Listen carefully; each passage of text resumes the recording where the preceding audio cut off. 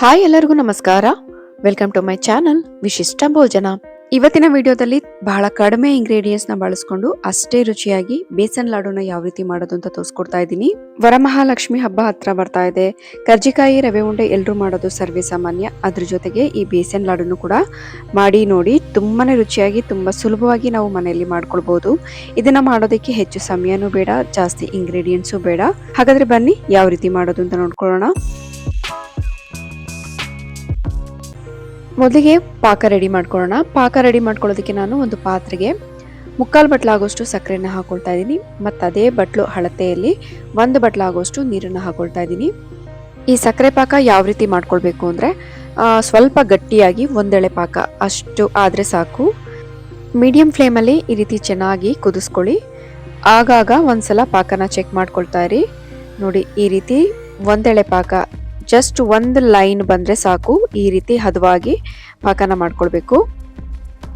ಪಾಕ ರೆಡಿ ಆಯಿತು. ಈಗ ಅದನ್ನು ಪಕ್ಕಕ್ಕೆ ಎತ್ತಿಟ್ಕೊಂಡು ಒಂದು ಪ್ಯಾನಿಗೆ 1 ಬಟ್ಲಾಗುವಷ್ಟು ಕಡಲೆ ಹಿಟ್ಟನ್ನು ಹಾಕೊಳ್ತಾ ಇದ್ದೀನಿ. ನಾನು ಯಾವ ಬಟ್ಲು ಅಳತೆಯಲ್ಲಿ ನೀರು ಸಕ್ಕರೆ ತೆಗೆದುಕೊಂಡಿದ್ನೋ ಅದೇ ಬಟ್ಲು ಅಳತೆಯಲ್ಲಿ 1 ಬಟ್ಲಾಗುವಷ್ಟು ಕಡಲೆ ಹಿಟ್ಟನ್ನು ಹಾಕೊಂಡು ಚೆನ್ನಾಗಿ ಹುರ್ಕೊಳ್ತಾ ಇದ್ದೀನಿ.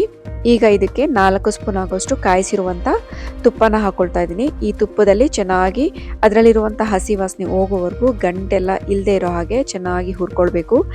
ಆದಷ್ಟು ಸಣ್ಣ ಉರಿಲಿ ಇದನ್ನು ಚೆನ್ನಾಗಿ ಹುರ್ಕೊಳ್ಳಿ. ಒಂದು 10 ನಿಮಿಷ ಇದನ್ನು ಸ್ವಲ್ಪ ಕಲರ್ ಚೇಂಜ್ ಆಗೋವರೆಗೂ ಚೆನ್ನಾಗಿ ಹುರ್ಕೊಳ್ಬೇಕು.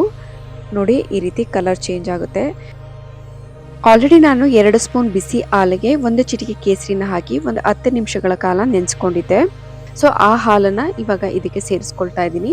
ಕಲರ್ ಚೆನ್ನಾಗಿರುತ್ತೆ ಅನ್ನೋದಕ್ಕೋಸ್ಕರ. ಹಾಗೆ ಜೊತೆಗೆ ಮಾಡಿಟ್ಕೊಂಡಿರುವಂಥ ಪಾಕನ ಕೂಡ ಸೇರಿಸ್ಕೊಂಡು ಚೆನ್ನಾಗಿ ಈ ರೀತಿ ಗಂಟಿಲ್ದೇ ಇರೋ ಹಾಗೆ ಮಿಕ್ಸ್ ಮಾಡ್ಕೊಳ್ಬೇಕು. ಸಣ್ಣ ಉರಿಲೇ ಇದನ್ನು ಚೆನ್ನಾಗಿ ತಿರುಗಿಸ್ತಾ ಸ್ವಲ್ಪ ಗಟ್ಟಿ ಆಗೋವರೆಗೂ ಇದನ್ನು ನಾವು ಚೆನ್ನಾಗಿ ತಿರುಗಿಸ್ಕೊಳ್ಬೇಕು. ನೋಡಿ, ಆಲ್ಮೋಸ್ಟ್ ಗಟ್ಟಿಯಾಗಿದೆ.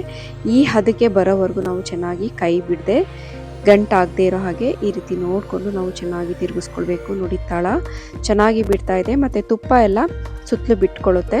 ಸೊ ಅಲ್ಲಿವರೆಗೂ ನಾವು ಈ ಹದಕ್ಕೆ ಬರೋವರೆಗೂ ಚೆನ್ನಾಗಿ ತಿರುಗಿಸ್ಕೊಳ್ಬೇಕು. ಇವಾಗ ಕೈಗೆ ಸ್ವಲ್ಪ ತುಪ್ಪನ ಸವರ್ಕೊಂಡು ಸ್ವಲ್ಪ ತಣ್ಣಗಾದ್ಮೇಲೆ ಉಂಡೆಗಳನ್ನಾಗಿ ಮಾಡಿಟ್ಕೊಳ್ತಾ ಇದ್ದೀನಿ. ಎಲ್ಲನೂ ಕೂಡ ನಾನು ಅದೇ ರೀತಿ ಮಾಡಿಟ್ಕೊಳ್ತಾ ಇದ್ದೀನಿ. ನೋಡ್ತಾ ಇರ್ಬೋದು, ನಾವು ಸ್ವಲ್ಪ ಬಿಸಿ ಹಾಲಿಗೆ ಕೇಸರಿನ ಹಾಕಿರೋದ್ರಿಂದ ಕಲರ್ ಕೂಡ ತುಂಬಾನೇ ಚೆನ್ನಾಗಿ ಬಂದಿದೆ. ಇದ್ರ ಮೇಲೆ ಗಾರ್ನಿಷ್ಗೆ ಅಂತ ನೀವು ಯಾವುದಾದ್ರೂ ಡ್ರೈ ಫ್ರೂಟ್ಸ್ನ ಬಳಸ್ಕೋಬೋದು. ನಾನಿಲ್ಲಿ ಪಿಸ್ತಾ ಕಟಿಂಗ್ಸ್ನ ಹಾಕಿದ್ದೀನಿ. ನೋಡಿದ್ರಲ್ಲ ಯಾವ ರೀತಿ ಸುಲಭವಾಗಿ ನಾವು ಬೇಸನ್ ಲಾಡುನ ಬಾಯಲ್ಲಿಟ್ಟರೆ ಕರ್ಗೋಗುವಷ್ಟು ಸಾಫ್ಟಾಗಿ ಅಷ್ಟೇ ರುಚಿಯಾಗಿ ಮಾಡ್ಕೊಳ್ಬೋದು ಅಂತ. ಖಂಡಿತ ಈ ಸಲ ಹಬ್ಬಕ್ಕೆ ಈ ರೆಸಿಪಿನ ಟ್ರೈ ಮಾಡಿ.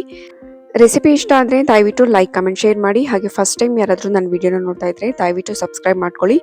Thank you.